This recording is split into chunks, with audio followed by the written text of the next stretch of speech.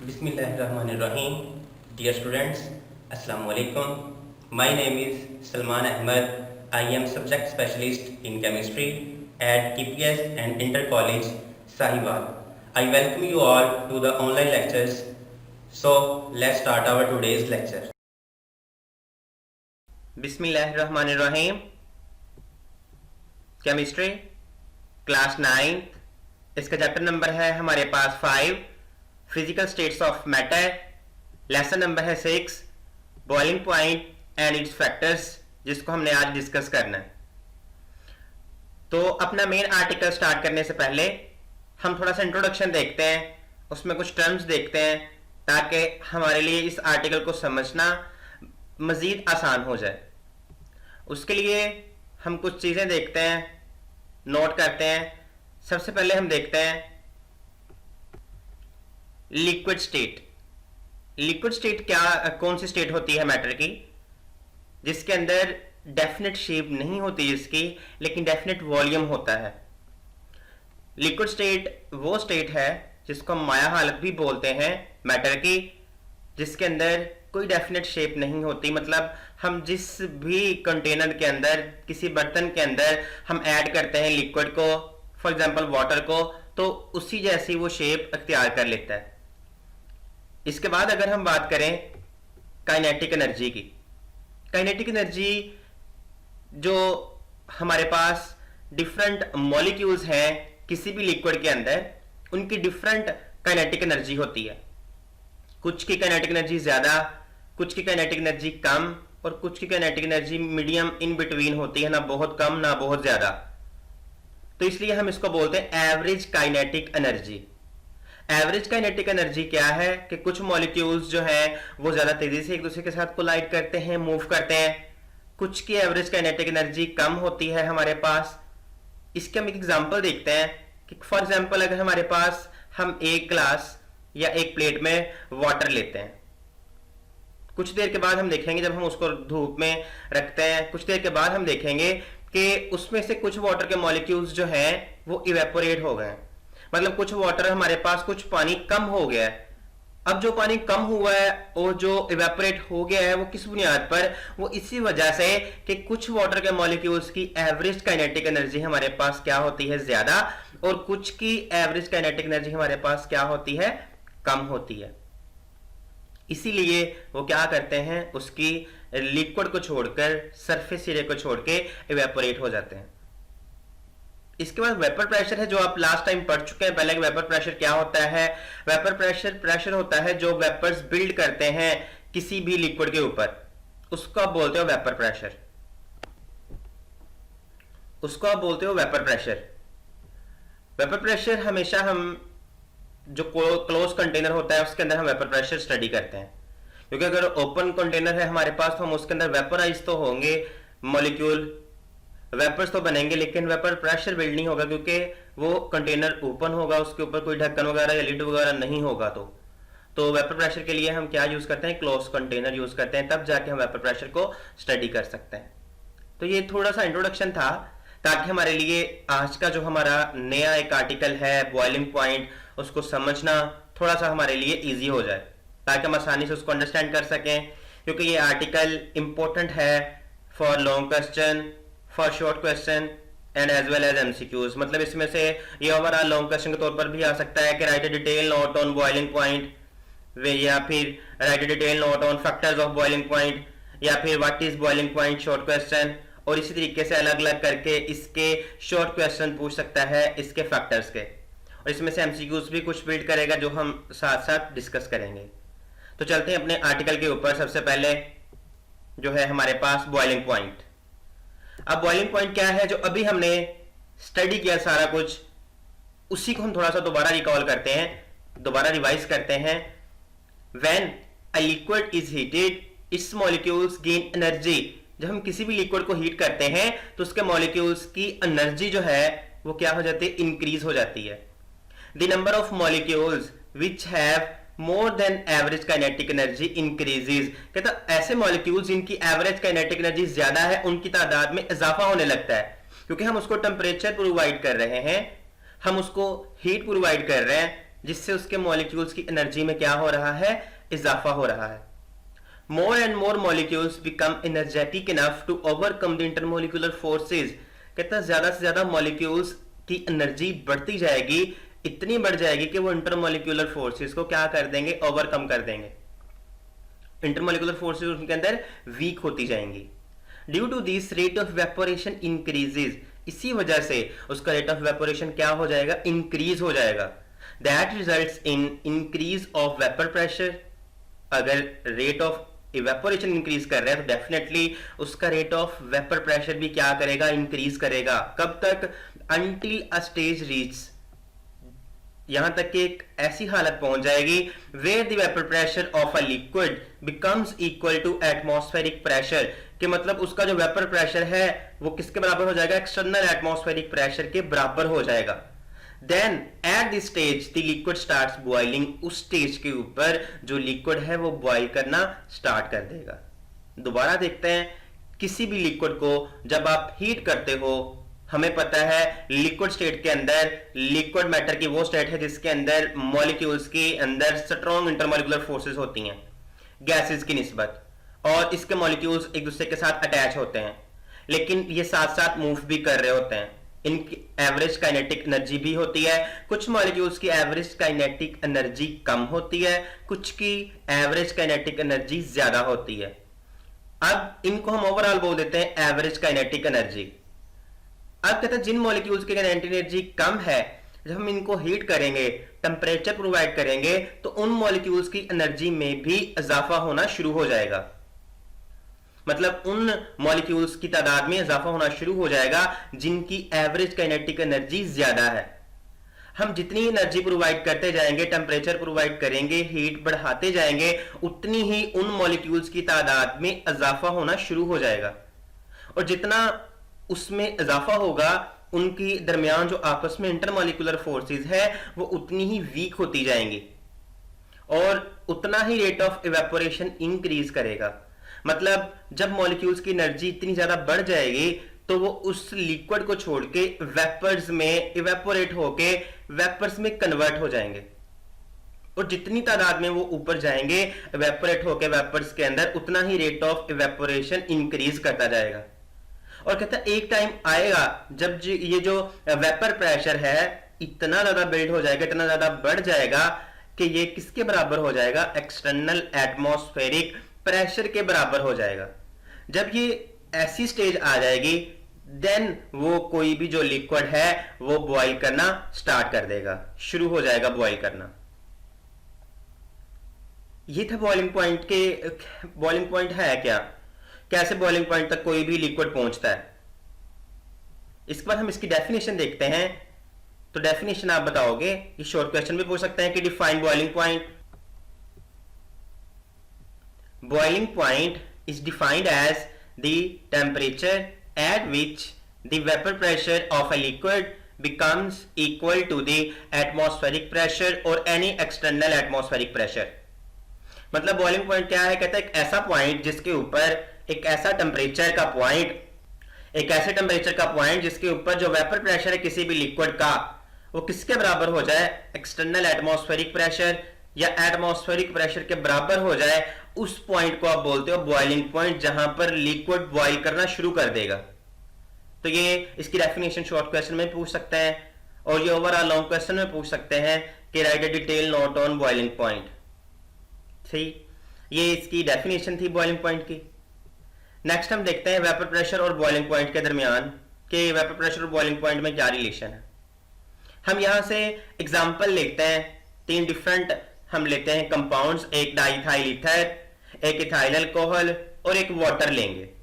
उन तीनों के वेपर प्रेशर को हम देखेंगे स्टार्ट के अंदर कि 0 डिग्री सेंटीग्रेड के ऊपर इनका जो वेपर प्रेशर है वो कितना है, और जैसे ही हम टेम्परेचर में इजाफा करेंगे तो इनके बॉइलिंग पॉइंट और वेपर प्रेशर के ऊपर क्या इफेक्ट आएगा। मतलब टेम्परेचर के बढ़ाने से वेपर प्रेशर डेफिनेटली बढ़ेगा, और कैसे ये अपने बॉइलिंग पॉइंट तक पहुंचेंगे।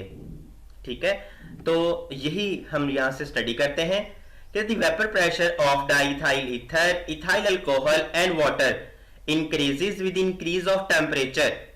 कहते हैं जो वेपर प्रेशर है डाइथाइल ईथर का, इथाइल अल्कोहल का और वाटर का, वो इंक्रीज करता है टेम्परेचर के इंक्रीज करने से। ये हमें पता है कि वेपर प्रेशर जो है, जैसे ही हम टेम्परेचर इंक्रीज करेंगे तो वेपर प्रेशर में डेफिनेटली इजाफा होगा, वेपराइजेशन बढ़ेगी, और जितने वेपर्स बढ़ने का प्रोसेस बढ़ेगा, वेपर्स के बनने का अमल तेज होगा और उतना ही उसका वेपर प्रेशर भी इंक्रीज होगा।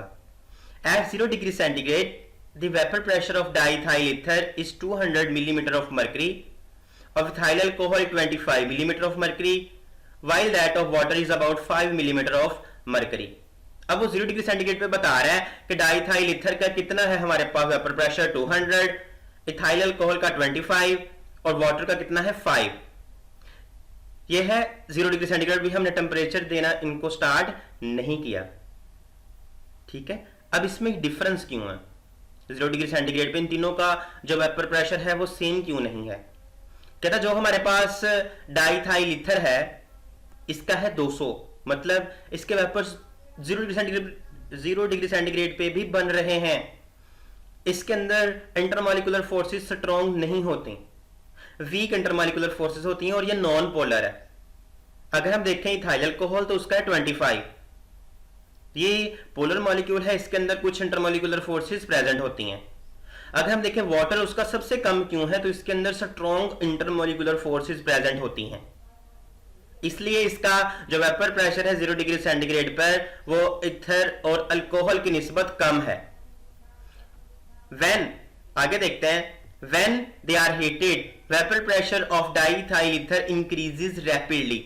क्या जब हम हीट करते हैं, टेम्परेचर बढ़ाते हैं, तो डाइथाइल ईथर का वेपर प्रेशर बहुत तेजी से बढ़ता है and becomes equal to atmospheric pressure at 34.6 degree centigrade. और कहता 34.6 डिग्री सेंटीग्रेड पर उसका जो वेपर प्रेशर है वो एटमॉस्फेरिक प्रेशर के बराबर हो जाता है। किसका हम बात कर रहे हैं? ईथर की, डाई इथाइल ईथर की।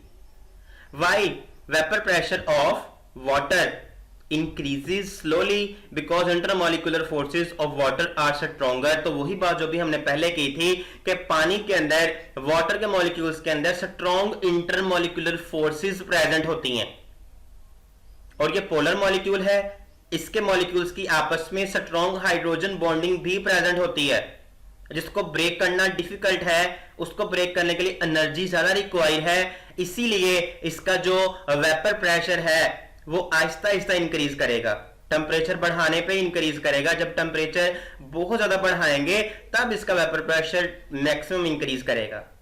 लेकिन अगर हम इसके साथ कंपैरिजन करें डाइथाइल ईथर और अल्कोहल का, तो वो इससे पहले बॉयल हो जाएंगे, मतलब उनका वेपर प्रेशर क्या है? उनका वेपर प्रेशर ज्यादा है और बॉइलिंग पॉइंट कम है as compare to water molecule.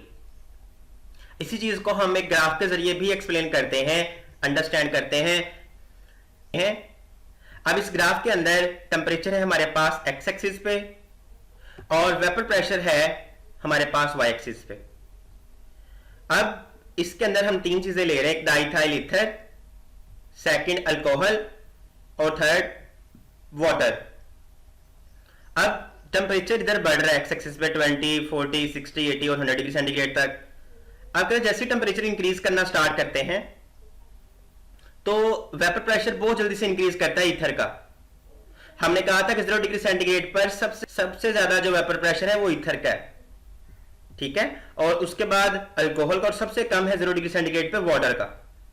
तो जैसे ही टेम्परेचर इंक्रीज करना स्टार्ट करते हैं तो जब 34.6 डिग्री सेंटीग्रेड तक पहुंचते हैं तो जो ईथर है इसका मैक्सिमम वेपर प्रेशर पहुंच जाता है, मतलब यही हम कह देंगे कि यही इसका बॉइलिंग पॉइंट है ईथर का।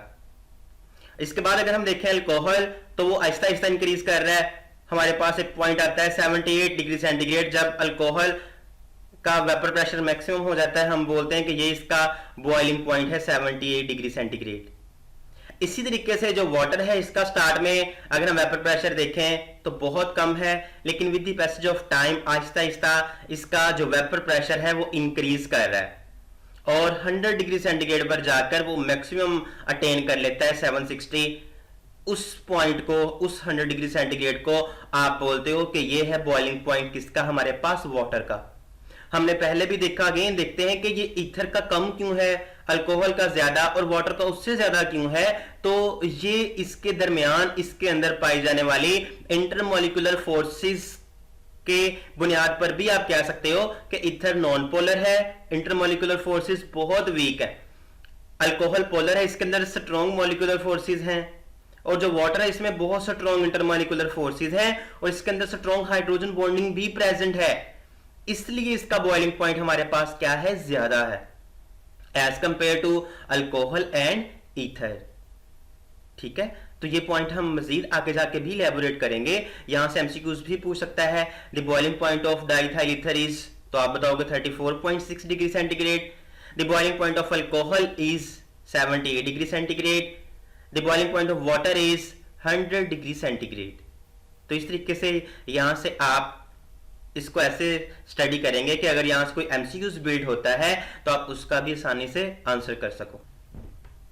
इसके बाद हम फैक्टर्स देखते हैं कि किन फैक्टर्स के ऊपर बॉइलिंग पॉइंट डिपेंड करता है। सबसे पहला है nature of liquid. Nature of liquid मतलब उस लिक्विड की नेचर के ऊपर भी बहुत डिपेंड करता है बॉइलिंग पॉइंट, कि वो लिक्विड पोलर है, नॉन पोलर है, उसके ऊपर। The polar liquids have higher boiling points than that of non-polar liquids because polar liquids have strong intermolecular forces। अभी हमने जो बात की, जब हम देख रहे थे बॉइलिंग पॉइंट अल्कोहल और ईथर और वाटर का, तो इसके अंदर हमने कहा था कि जो ईथर है वो नॉन पोलर है और अल्कोहल और वाटर पोलर है। तो अल्कोहल और वाटर का बॉइलिंग पॉइंट ज्यादा था एज कंपेयर टू ईथर, क्योंकि वो नॉन पोलर है। इसकी वजह भी वो बता रहा है कि जो नॉन पोलर है इनके दरमियान इंटरमोलिकुलर फोर्सेस क्या होती हैं, वीक होती हैं, और जो पोलर होते हैं इनके दरमियान इंटरमोलिकुलर फोर्सेस क्या होती हैं, स्ट्रॉन्ग होती हैं, जिनको ब्रेक करना थोड़ा सा डिफिकल्ट होता है, टाइम कंज्यूमिंग, एनर्जी रिक्वायर होती है जिसके लिए। इसी वजह से उसका बॉइलिंग पॉइंट भी क्या हो जाता है, हायर हो जाता है, ज्यादा हो जाता है, बढ़ जाता है। सेकेंड फैक्टर है इंटरमोलिकुलर फोर्सेस। इंटरमोलिकुलर फोर्सेस कैसे डिपेंड करती हैं, तो इंटरमोलिकुलर फोर्सेस का भी डायरेक्टली रिलेशन है कि अगर इंटरमोलिकुलर फोर्सेस जितनी स्ट्रॉन्ग होती जाएंगे उसका बॉइलिंग पॉइंट उतना ही इंक्रीज करता जाएगा, उसको ब्रेक करना उतना ही टफ, उतना ही मुश्किल हो जाएगा, और उसके लिए टेम्परेचर उतना ही ज्यादा रिक्वायर होगा। और अगर इंटरमोलिकुलर फोर्सेस वीक होती जाएंगी, कम प्रेजेंट है, वीक प्रेजेंट है, तो उसका बॉइलिंग पॉइंट उतना ही कम होता जाएगा। उसको ब्रेक करना और उसको हीट करके आसानी से हम उसको एवेपोरेट कर सकते हैं, जिसके अंदर इंटरमोलिकुलर फोर्सेस वीक हैं। तो देखते हैं कि intermolecular forces play a very important roll on the boiling points of liquids. तो ये उनके ऊपर, लिक्विड के बॉइलिंग पॉइंट के ऊपर बहुत इंपॉर्टेंट एक फैक्टर इंटरमोलिकुलर फोर्सेस भी है। Substances having stronger intermolecular forces have high boiling points. ठीक है, because such liquids attain a level of vapor pressure equal to external pressure at high temperature। मतलब कहता है वो सब्सटेंसेस जिनके अंदर स्ट्रॉन्ग इंटरमोलिकुलर फोर्सेस हैं उनका बॉइलिंग पॉइंट क्या होता है, हाई। क्यों? क्योंकि उनके वेपर प्रेशर को इंक्रीज करने के लिए हमें टेम्परेचर ज्यादा प्रोवाइड करना पड़ता है। मतलब हम टेम्परेचर ज्यादा प्रोवाइड करेंगे तो जाके वो उनकी इंटरमोलिकुलर फोर्सेस को ब्रेक करेगा, उसके बाद जाकर वो वेपर में कन्वर्ट होगा, वेपर प्रेशर बढ़ेगा और फिर जाकर उसका बॉइलिंग पॉइंट आएगा। तो इस तरीके से भी आप यहां पर बता सकते हैं कि इंटरमोलिकुलर फोर्सेस के स्ट्रॉन्ग होने से कैसे उसके अंदर चेंज आता है, बॉइलिंग पॉइंट के अंदर कैसे बॉइलिंग पॉइंट उसका इंक्रीज करता है। तो ये देखा। इसका थर्ड फैक्टर है एक्सटर्नल प्रेशर या एक्सटर्नल एटमॉस्फेरिक प्रेशर। कहते हैं boiling point of a liquid depends upon external pressure. ये डिपेंड करता है एक्सटर्नल प्रेशर के ऊपर। Boiling point of a liquid is controlled by external pressure in such A way that it can be increase by increasing external pressure and vice versa. This principle is used in the working of pressure cooker. मतलब कहता है जो external pressure है इसका भी direct relation है boiling point के ऊपर। अगर तो हम एक्सटर्नल प्रेशर को क्या कर रहे हैं, इंक्रीज करेंगे, तो उसका बॉइलिंग पॉइंट भी क्या करेगा, इंक्रीज करेगा। और अगर हम एक्सटर्नल प्रेशर को डिक्रीज कर रहे हैं तो उसका बॉइलिंग पॉइंट भी क्या करेगा, डिक्रीज करेगा। यही जो प्रिंसिपल है कहते हैं इसको हम यूज करते हैं प्रेशर कुकर के अंदर, जिसके अंदर हम क्या करते हैं, प्रेशर कुकर को आप यूज करते हो डिफरेंट फूड प्रोडक्ट्स को पकाने के लिए, अच्छे तरीके से कुक करने के लिए, चीज़ों को गलाने के लिए, जैसे गोश्त वगैरह के लिए हम यूज करते हैं। उसके अंदर हम क्या करते हैं, वो एक क्लोज कंटेनर होता है, उसके अंदर हम आर्टिफिशियली उसका एक्सटर्नल एटमॉस्फेरिक प्रेशर क्या कर उसके अंदर हम क्या करते हैं, उसका एक्सटर्नल एटमॉस्फेरिक प्रेशर इंक्रीज करते हैं, जिससे उस चीज का, उस लिक्विड का, उसके अंदर जो मटेरियल है उसका बॉइलिंग पॉइंट इंक्रीज करता है, और हमारे पास जो फूड है वो बहुत अच्छे तरीके से कुक हो जाती है, पक जाती है, गल जाती है कम टेम्परेचर पे प्रोवाइड करने से। मतलब हम 20 से 25 मिनट तक कंटिन्यूसली हीट प्रोवाइड करते हैं और हमारे पास जो भी चीज हो वो बहुत अच्छे तरीके से हम उसको पका लेते हैं, कुक कर लेते हैं, किसके अंदर, प्रेशर कुकर के अंदर। तो ये क्या बता रहा है यहाँ पर कि ये एग्जांपल है एक्सटर्नल प्रेशर को, कि कैसे एक्सटर्नल प्रेशर को हम चेंज करके किसी भी चीज का बॉइलिंग पॉइंट चेंज कर सकते हैं। ये 3 फैक्टर्स थे इसके। तो ये फैक्टर्स भी अलग से पूछ सकते हैं आपसे क्वेश्चन के अंदर, या फिर टोटल कंप्लीट क्वेश्चन भी पूछ सकते हैं ये फुल फ्लैज, के बॉइलिंग पॉइंट क्या है और ये किन फैक्टर्स के ऊपर डिपेंड करता है। ठीक है, ये था आर्टिकल आज का हमारा। हम इसको समराइज करते हैं, समरी देखते हैं। सबसे पहले हमने देखा what is boiling point. Boiling point क्या देखा, एक दफा फिर देखते हैं कि बॉइलिंग पॉइंट क्या है। जब हम किसी भी लिक्विड को गर्म करते हैं, हीट करते हैं, तो उसके अंदर जो मॉलिक्यूल्स हैं उनकी एवरेज काइनेटिक एनर्जी में इजाफा होता है। जैसे ही उसमें इजाफा होता है उसकी इंटरमॉलिक्यूलर फोर्सेस वीक हो जाएंगी और वो मॉलिक्यूल्स उस लिक्विड को छोड़कर इवेपोरेट हो जाएंगे, वेपर्स में कन्वर्ट हो जाएंगे। मतलब वेपर प्रेशर बढ़ता जाएगा उनका, जिस जिस तरीके से जितने मॉलिक्यूल्स कन्वर्ट होते जाएंगे वेपर्स के अंदर। एक स्टेज आएगी कि जब उस लिक्विड का जो वेपर प्रेशर है वो एक्सटर्नल एटमॉस्फेरिक प्रेशर के बराबर हो जाएगा, उसको आप बोलते हो उसका बॉइलिंग पॉइंट। फिर हमने देखी इसकी डेफिनेशन। डेफिनेशन क्या थी कि वो पॉइंट जिसके ऊपर उस लिक्विड का जो वेपर प्रेशर है वो एक्सटर्नल एटमॉस्फेरिक प्रेशर के बराबर हो जाए, तो उस पॉइंट को आपने नाम दिया था बॉइलिंग पॉइंट का, जिस पर जाकर वो लिक्विड बॉइल करना शुरू कर देता है। इसके बाद हमने देखी थी इसकी एक्सप्लेनेशन, जिसके अंदर हमने एक ग्राफ देखा था डाइथाइल ईथर, अल्कोहल और वाटर के दरमियान, जिसको हमने ग्राफ के जरिए एक्सप्लेन भी किया था कि किस तरीके से ईथर का बॉइलिंग पॉइंट कम है, अल्कोहल का उससे ज्यादा और वाटर का उससे भी ज्यादा है हमारे पास बॉइलिंग पॉइंट। ग्राफ के जरिए एक्सप्लेन किया था। फिर हमने फैक्टर्स देखे थे कि कौन कौन से फैक्टर्स के ऊपर बॉइलिंग पॉइंट डिपेंड करता है। उनमें से सबसे पहला फैक्टर देखा था, एक फैक्टर था इंटरमॉलिक्यूलर फोर्सेस। डायरेक्ट रिलेशन था कि जितनी स्ट्रॉन्ग होती जाएंगी इंटरमॉलिक्यूलर फोर्सेस उतना ही उसका बॉइलिंग पॉइंट इंक्रीज करता जाएगा, बढ़ता जाएगा, और जितनी इंटरमॉलिक्यूलर फोर्सेस वीक होती जाएंगी उसका बॉइलिंग पॉइंट उतना ही कम होता जाएगा, वीक होता जाएगा। ये फैक्टर था एक फैक्टर था एक्सटर्नल प्रेशर। एक्सटर्नल प्रेशर का भी डायरेक्टली रिलेशन था कि जितना एक्सटर्नल प्रेशर आप डिक्रीज करोगे उसका बॉइलिंग पॉइंट डिक्रीज हो जाएगा, और जब आप एक्सटर्नल प्रेशर इंक्रीज करोगे तो उसका बॉइलिंग पॉइंट भी क्या करेगा, इंक्रीज करेगा। एक फैक्टर देखा नेचर ऑफ लिक्विड्स। इसके अंदर हमने देखा नेचर ऑफ लिक्विड्स, इसके अंदर हमने देखा कि कैसे जो पोलर और नॉन पोलर हैं या लिक्विड्स की नेचर कैसे डिपेंड करती है बॉइलिंग पॉइंट के ऊपर। तो जो पोलर थे मॉलिक्यूल्स उसका बॉइलिंग पॉइंट ज्यादा था, और नॉन पोलर जो है मॉलिक्यूल्स उसका बॉइलिंग पॉइंट क्या होता है, कम होता है हमारे पास। क्यों, वो भी देखा कि पोलर के अंदर इंटरमॉलिक्यूलर फोर्सेस स्ट्रॉन्ग होती हैं और नॉन पोलर के अंदर इंटरमॉलिक्यूलर फोर्सेस वीक होती हैं। इसलिए ये समरी थी हमारे पास आर्टिकल की आज की। नेक्स्ट एक असाइनमेंट है जिसको आप लोग सॉल्व करेंगे। सबसे पहला question what is boiling point, definition लिखेंगे। Second, how nature of liquid depends upon boiling point. पहला फैक्टर के नेचर ऑफ लिक्विड कैसे डिपेंड करती है बॉइलिंग पॉइंट के ऊपर। How intermolecular forces depends upon boiling point, के जो इंटरमॉलिक्यूलर फोर्सेस हैं ये कैसे डिपेंड करती हैं बॉइलिंग पॉइंट के ऊपर। How external pressure depends upon boiling point, external pressure कैसे डिपेंड करता है बॉइलिंग पॉइंट के ऊपर। And last one, why is the boiling point of water higher than that of alcohol, कि जो बॉइलिंग पॉइंट है वाटर का वो अल्कोहल की निस्बत हाई क्यों होता है।